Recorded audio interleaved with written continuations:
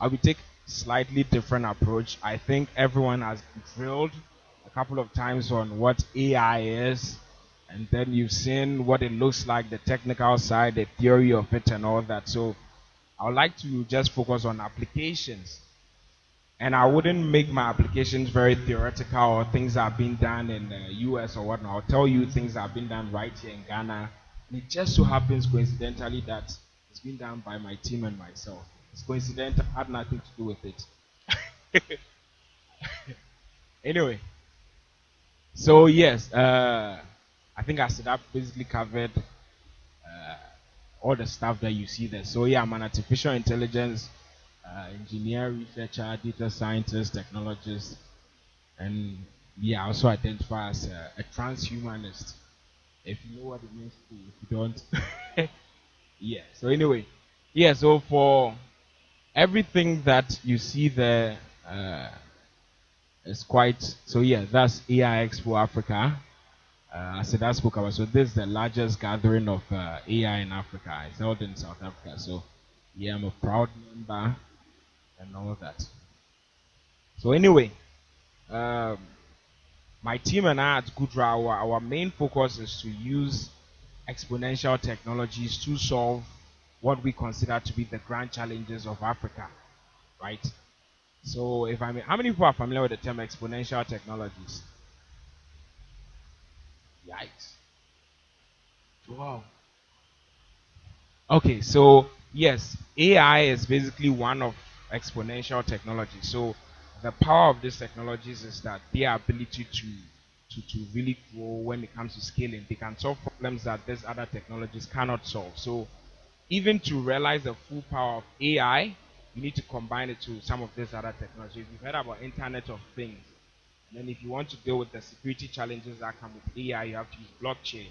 If you need to actually use AI properly, like the Kujo said earlier, you can't do some of these things on your own computer. So you need to use cloud computing. So the whole of these things are called exponential technology. So that's basically our goal. We use this technology to solve problems right here in Ghana and then Africa.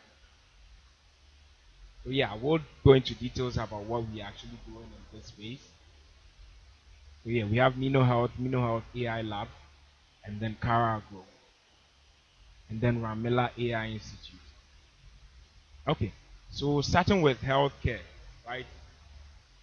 There are a lot of challenges in healthcare when you are looking at Africa. If you ask me, Africa has the worst case of healthcare challenges in the world, right? So some of the stats as follows. In 2015, we have 9.2 million deaths. Majority of them are from respiratory diseases, blah blah blah blah blah, and then all that stuff. Nice. Yeah, yeah. Oh, it's not nice, right? Anyway, the reason why I'm saying it is this: you don't need to even know the details of the number. I always say this: most people who are African probably don't know those numbers. I actually learned them not so long ago. The reality is, we all know how bad healthcare is, and we all have one story or two to tell how bad it is. You know a friend or a relative who lost their life for something so trivial. There wasn't hospital bed. There wasn't this. So the numbers are cool and all, but the reality goes beyond the numbers. If you don't remember the numbers, don't worry. It doesn't matter. Take for example, I don't know how many of you have heard about this? There's 11,000 people to one doctor ratio in Ghana. So every 11,000. So basically, all of us here are supposed to have one doctor. So if I mention my doctor saying that's not your doctor, you are cheating. I don't even know my doctor saying. That's the bad thing about it. So that's how bad it is in Ghana. But it's not even the worst case in Africa. You look at something like Malawi, they have 60,000 people to one doctor. How do you manage such a scenario? Then, if you take it a step further and look at detection, diagnostics, and radiology, how many people here are familiar with the term radiology? Not nice. Right. So, I was saying this to someone yesterday. That is what happened. So, radiology basically is, so you know how you have those medical imaging, right? You are not feeling well, and then you go do some tests. So MRI, they scan your brain. If it's X-ray of your chest, go take an X-ray of your chest to see if you have any. Yes, if it's breast cancer, you do mammograms. They are all sort of X-ray related MRI. These are so basically that is the imaging process. And then after doing the imaging, a specialist has to look at these images and then decide that do you have the disease or not. That process is called radiology. And the fact that most people here who are very bright minded are not aware of it shows how bad the situation is. It's not really anyone's fault. It's just that it's non existent in our country. And you can clearly see we only have 34 radiologists in Ghana. So you are dealing with 800,000 people for every one radiologist. And why this is necessary is that this is how we discover what is wrong with you, right? If you are sick, you need to go do tests. Even before you are sick, you need to go do tests to see what health problems you have. If you can detect it early, then you can actually do early treatment and you save your life. But unfortunately, what happens in Ghana and Africa is that you wait until it's too late. It's obvious. Everyone can see looking at you that, oh my God, this guy is almost dead and sick. Then they rush you to the hospital and they're like, oh, you have cancer, you have this, but at this point, nothing can be done. If it was discovered a year or two ago, many lives would have been saved. And the reason why all this life were lost is because we don't have radiology and early detection. So that is why it's a very, very big problem. Probably the biggest problem in Africa, as far as I am concerned. So you might think it's just a problem that has to do with Ghana or a few other bad African countries. South Africa is one of the most developed places in Africa. And even they have 1.2 radiologists for 100,000 people. So currently they have issues with cancer in South Africa and they don't have the experts to treat them. So with this challenge in mind, a lot of international organizations have thrown money at it. They've tried to solve it. It hasn't worked because I don't know if you know about medical school, but Charlie, it's not a weekend course. It's long and boring and unsexy. No one wants to do it. And if you take in all that effort to do it, why stay in Ghana where you be paid poorly? If I spent years studying medical science and all that, I'll probably travel to Europe or America where I'll be paid well and then live a good life. So no one here wants to be an expert in those fields. It doesn't pay. But people still die every single day because they don't know what is wrong with them until it's too late, then we blame it on our grandmothers in the villages. So yeah, with this mind, my team and I said, let's do something about it. So our proposed solution was this system called minoHealth. So we combine artificial intelligence, data science, and then cloud computing to solve this problem. So yes, using AI, we are able to train systems that are capable of medical diagnostics on their own. So you just have the machine take the medical image, the X-ray, you give it to an AI system, and then it does it on its own. So the convolutional neural network that we talked about is able to do image classification. Train it on this is able to just simply take a medical image in the future and say, oh, this person has breast cancer, this person doesn't have breast cancer. It's that simple, if you will. And also, even beyond that, you're also looking at forecast. So forecast is that you don't have the disease now. However, looking at certain factors, you will be developing the disease in the next couple of months or years. And then prognosis basically is saying that you have the disease now, but what is going to happen? Is it too late? Would you survive or not? Would it just go away, or would you just unfortunately lose your life? So that is what prognostics is. So we've managed to train AI systems, specifically convolutional neural networks, to be able to do this. So we cover diseases like breast cancer, diabetes, pneumonia, fibrosis, on and on and on and on like that. So basically all the technologies that you've been hearing about since yesterday, they can be used to solve very, very real problems in Africa. And so that is how we are using it. And if you have an AI system, that is beautiful and amazing, but you soon realize if you ever venture into the Ghanaian ecosystem that you need more than just a fancy AI system. You need to build a whole ecosystem around that AI system. And to some degree, that is more than just a Ghanaian problem. So we use data science basically with cloud computing to create a platform where medical doctors can store medical records of patients. So you know that boring patient folders, right? Right. You just digitize it, keep it digitally, and then you have all that data. Because currently, what happens is that you have a lot of data sitting in hospitals and no one does anything with them until there's some flood or fire, and then you lose all that data because they're on paper. You digitize them, and then you just use them for AI systems. So that's what we did. We created a whole platform where they can keep these records on there. And then with the power of data analytics, you can start looking at patterns within this data. You can start generating statistics from this data. So something like what percentage of people in this country went already? This great, right? So what percentage of people in Ridge have diabetes? What is the most prevalent disease in Ridge? What percentage of people who have diabetes in Ridge are male and female? What percentages are within the age group of 10 to 20? You can get all this information. So the benefit of that is that you can then have evidence-based policy making or decision making. So what happens now? I don't know if you follow politics. I don't myself, but you have people arguing out of ego. Have an idea, and I think that's the best idea. So I'm like, yeah, that's the truth. You also say that's the truth. We go back and forth. If I have the power, then I go with my idea. There's no data backing the whole point. So that's one power of data science. You can have evidence-based things. So evidence-based healthcare, evidence-based decision making, evidence-based policy making. So you sit in there and then we want to spend some money on healthcare. We can decide, okay, as Ghana, as a nation, these are the diseases that really, really affect us. And this data is collected in real time, don't forget. Because patient folders are something that are updated every day in hospitals. So every hospital, there's an aggregate central portal that we all come to. So you can tell that, oh, as a nation, this is the disease that we suffer or we combat the most with. So we can decide, hey, let's invest more into this.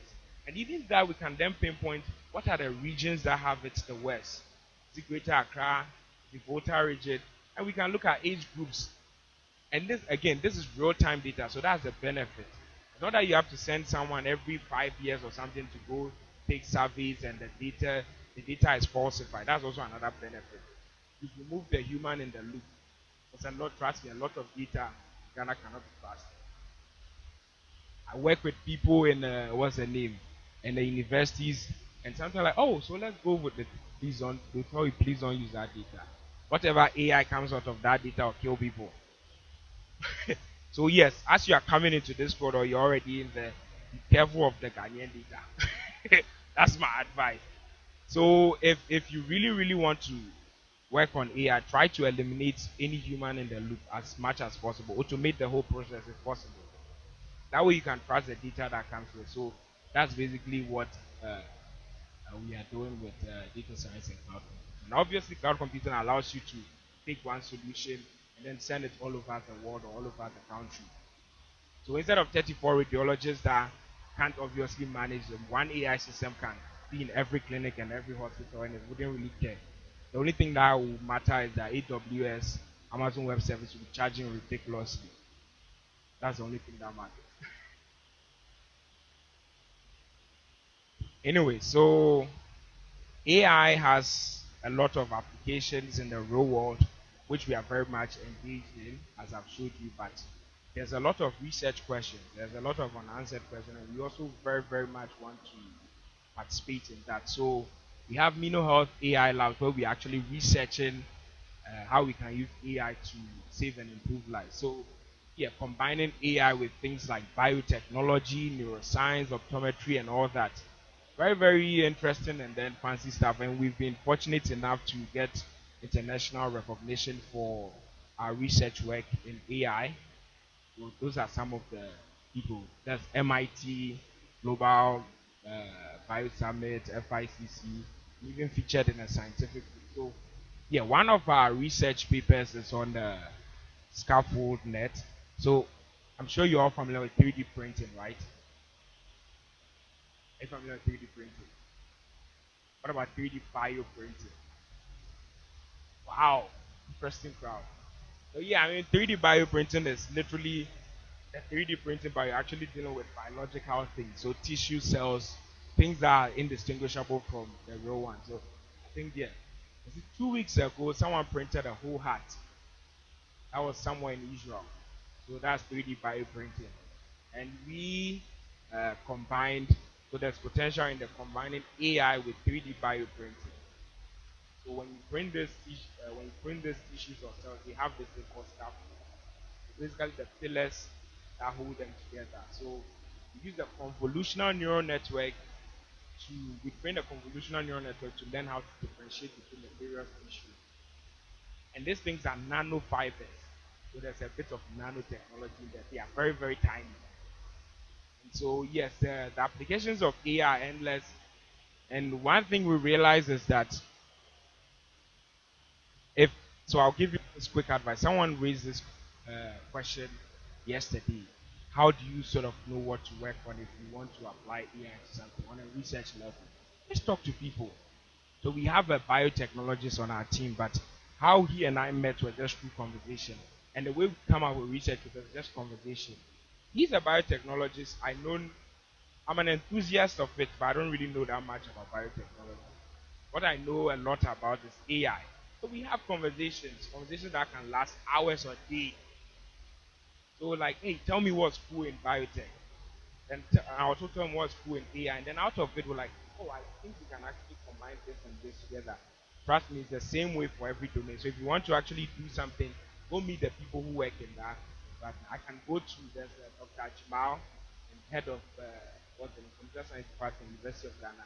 He and I can have like 5 hour discussion in his office, just office, talking about all sort of things. It's okay. It's all part of the research process. So just go meet a domain expert, have a long conversation about anything, and wherever you see any interesting idea, try to explore. Note about 4 or 5 of them, and then try to explore. That's basically how it goes.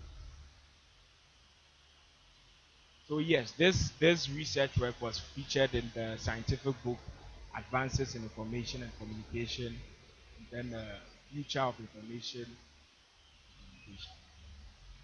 So this is related to cancer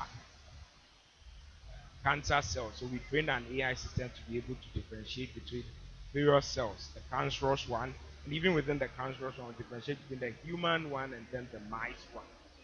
So this is very much lab related, and then even the real world. There's so much process that goes into being able to study cells, being able to study cancer, how it works, and then all that. So to simplify the whole process, to automate it, we just train an AI system to do it. AI system can just tell that, oh, this is this cell, this is this cell. And one problem is if you shouldn't probably care about this, but some of the people who do the research that our life depend on the cancer research, most of the cells that they deal with are mislabeled, right? So that means the research that we even do might be problematic. It's mislabeled because you are dealing with a lot of cells. So the benefit of something like this is that it puts that degree of accuracy in it. You don't have to do it. Things for human beings to do. So you can just have, the AI will just look at the cell and then classify it for you, and then you can just go a step further and then do whatever research you want to do. And so we try to work not just on the end side of where healthcare affects people, but what leads to that healthcare? What is the research that goes into all this cancer research or oncology and all those stuff? So we apply AI to those directions as well. Yeah, so that's a summary of what we do in healthcare. Currently, we are working on what's the name? Paper on drug discovery. So using AI to just think this and people still yeah. So anyway, we are generally working on drug discovery. I live it there. Well, yeah, I can see the way he's looking at me. He's willing to show what we are working on. So yeah, we are applying it to drug discovery and also applying AI to bio, cyber biosecurity. What our advice is that just this interesting field, like the cool thing about all this is these fields on their own are very, very high tech and new. Biotech is very much new. 3D bioprinting is new. Cyber biosecurity is new. So when you meet someone from that field and you have that discussion, you manage to actually combine AI with this technology, the potentials are ridiculous. They are impressive.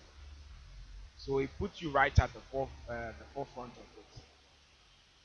So anyway, as far as we are concerned, we identify the challenges facing Africa. Healthcare to be first. Next on that list is agriculture. And so, yeah, the challenges that are facing agriculture. Take for example, you have what 233 million people in sub-Saharan Africa who were undernourished between 2014 to 2016, right?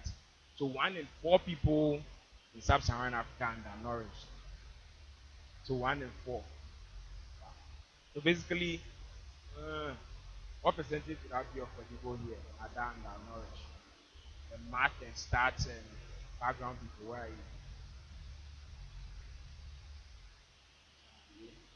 you? No one. Okay, so 1 in 4 people are here undernourished, but no one looks undernourished though. Yeah, no, no, no. So we say living in Ghana is hard, right? And maybe living in Accra is hard, but there are people who have it horribly. I'm sure we've all seen that what I call, excuse my language, but poverty porn. You know those you see a kid and the kid is almost like the head is out and the bones are all showing. It's real. A lot of people are like really, really suffering. And what bothers me is that a lot of money have been thrown at this problem, right? We have all these international organizations that throw money at it, and the problem still exists. And there's a reason why. So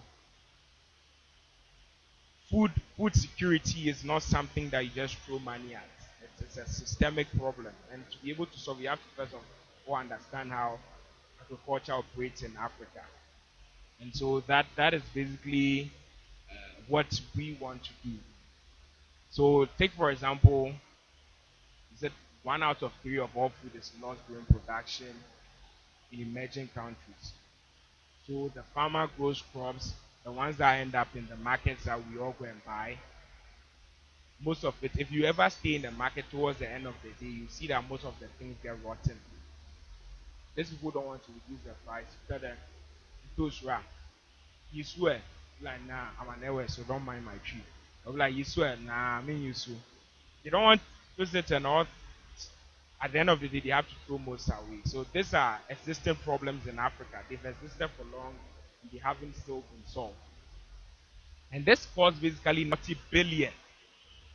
That's how much it costs. Wasted food. People are starving, but food is being wasted. Can you believe that? So it's sort of like a logistic or an imbalance problem. And not that's what is going on now. However, this is where things get crazy. So by in 15 years time, we actually have to increase how much we produce 60% because of the population boom. So obviously, whatever we are doing now, we have to drastically change them. And what we are proposing is using AI. AI is not just solve all problems, but it's very powerful enough to solve some key problems. So in trying to use AI, it falls under precision agriculture. So precision agriculture allows farmers not to just address their whole farm as one entity. They treat every crop as a unique entity. So in that case, if this particular crop is diseased, I'll treat just that. And if these ones are not, I'll leave them alone. And the benefit of that is you save resources. And even beyond that, you actually identify problems very, very early on. So if you remember, kind of like the reason why we need to do early detection, diagnostics, and radiology for human beings so that we can detect diseases early on, it's the same for plants. If you can detect them early on, you can prevent your crop from going bad. You can prevent diseases and pests and all that. And once you do that, you actually save more. You don't lose crops. The farmer makes more. And if the farmer is making more, then the prices of crops actually are low. And if they are low, then we can afford them for less. And what happens is that people who are poor might also be able to afford them. And then we'll have excess to actually give to those who can't afford at all. So that is what needs to be solved. And there are a series of technologies that go into this. Key to that is artificial intelligence and then data analytics and boom. So we have this system that we've been working on, right? We're supposed to actually launch it today. Yeah, but so it will probably be out in about 24 hours time. Yeah, so in a day's time it will be out. So basically using AI to detect diseases in plants. That is what we are doing. So you simply take a mobile app, point it to a leaf that has some funny look on it. You take a photo of it, and then the app tells you that, hey, this plant, this maize or yam or whatever, it's diseased, and it tells you the particular disease so that you can and then tell you what you need to do to solve it. Again, if you remember any of the earlier talks, this is just convolutional neural network, and it's just doing image classification, and it's trained on a lot of data that has to do with plants, thousands, multiple classes. So that is literally what is going on. So all the fancy things you've heard can be used to address real problems, and that is basically the point. So this is literally how an interface of the interface of the app looks. You just choose the plants that you want to actually diagnose, choose it, and then you take the photo of it and you do the diagnosis and you get it. So Ellie Blight is a type of disease. It will tell you there's an 80% chance that the plant is suffering from Ellie Blight. And then with that, right hander, it tells you the remedy. That's what that one is, just basic programming. If else conditional statement. So you just do that, and then with that, a farmer, a small scale farmer, for example, can be empowered to grow crops in a very, very healthy way. Because these people are not agronomists, they are not learned academics who know how every disease looks. So give them the tool to do that. Put an agronomist in a phone so that you can be able to just scan that and have access to it. That is truly the power of AI. Because I remember, so we had these people from China that met us and they were like, okay, how do people in Africa use these things? Because AI is advanced and all that. And my point is that no, it's actually not true. AI makes people to a degree dumb, the users dumb, because you don't have to do anything anymore. Prior to that, you probably ask some features that what is the color of the plant, the patch that is on it, is it big, is it small? Nah, convolutional neural network, deep learning has allowed you that you can just take a photo. The same one that people do like this, dark face, and all that. You just use that same thing. You just point it to a plant leaf, do it, and then the AI does every work. That's the power of AI, that the user has to do very, very little. So that is why it's very, very much more important to Africa. Because it takes away all the hard work that is necessary. Not to imply the Africans are. Yeah. And I had, you know what I've been doing all the, after every talk, I ask everyone, how were you able to follow up and then all that. And, people have been learning a lot, but I think a lot of people here, how many people, I honestly want to do this. Is there Lali in the apologize or Asida? Apologize. Okay. Apologize for this, but how many people are programmers that when it comes to AI, how many people have actually programmed anything in AI?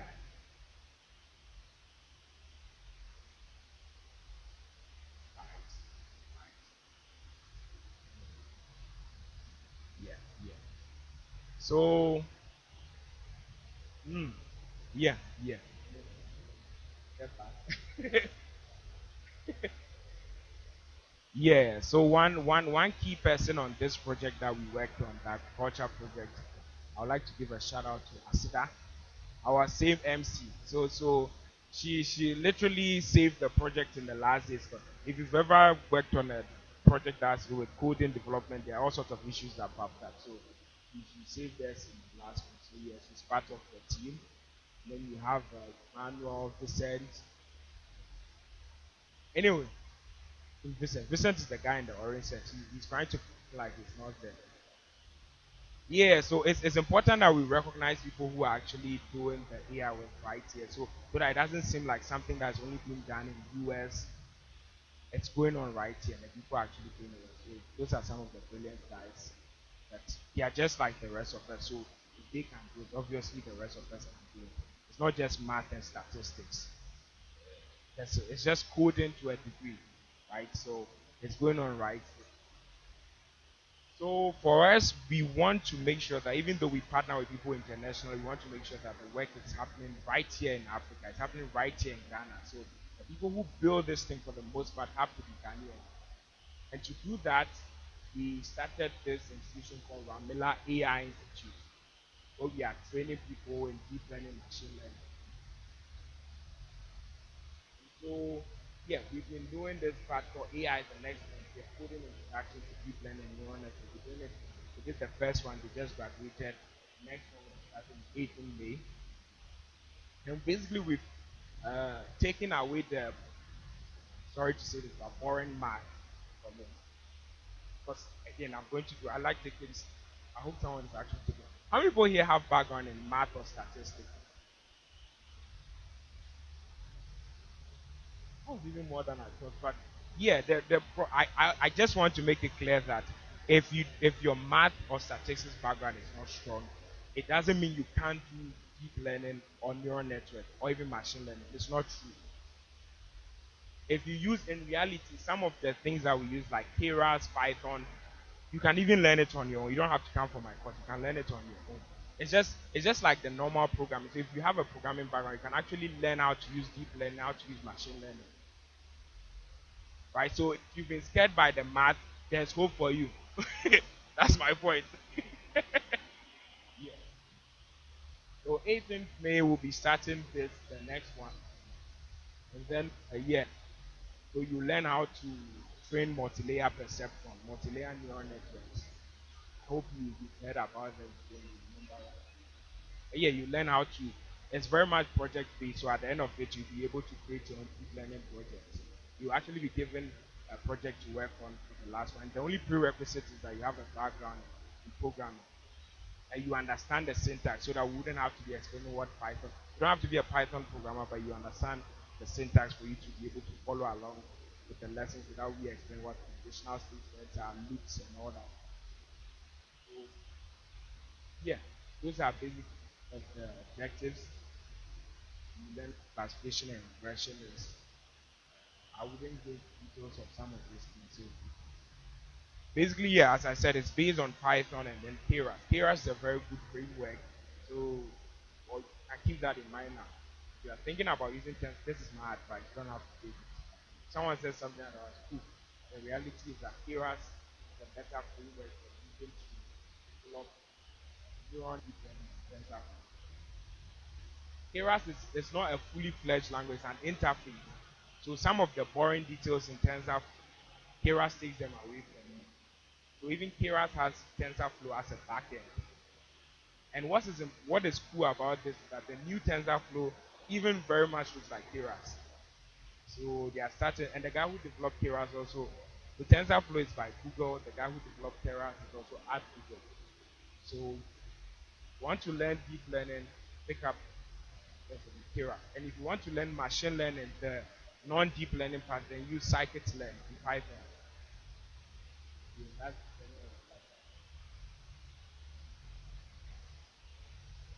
oh yeah. These are photos from the class.